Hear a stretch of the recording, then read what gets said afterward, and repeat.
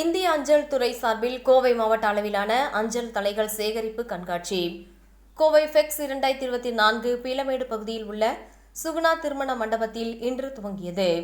இக்கண்காட்சியினை கோவை மாநகர காவல் ஆணையாளர் பாலகிருஷ்ணன் துவக்கி வைத்து சிறப்பு தபால் உரை, புகைப்படங்கள், அட்டை மற்றும் அஞ்சல் தலைகளை வெளியிட்டார்.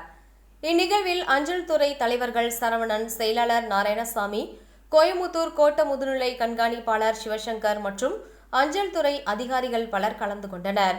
இதில் 10,000க்கும் மேற்பட்ட அஞ்சல் தலைவர்கள் பார்வைக்காக வைக்கப்பட்டுள்ளது.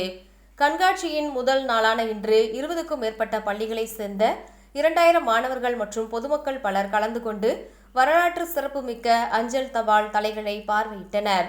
2 நாள் நடைபெறும் இக்கண்காட்சியினை பார்வையிடுவதற்கு அனுமதி இலவசமாகும். கோவை மற்றும் பல்வேறு பகுதிகளைச் சேர்ந்த பள்ளி மாணவர்கள் இதனை ஆர்வமாக பார்வையிட்டு வருகின்றனர்.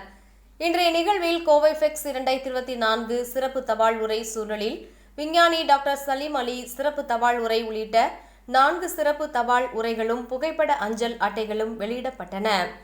மேலும் சுயதீன தபால் தலை ஆர்வலர்கள் சார்பில் சிறப்பு அரங்குகள் அமைக்கப்பட்டு சிறப்பு தபால் தலைகளும் பல்வேறு நாடுகளின் நாணயங்களும் விற்பனைக்காக வைக்கப்பட்டுள்ளது.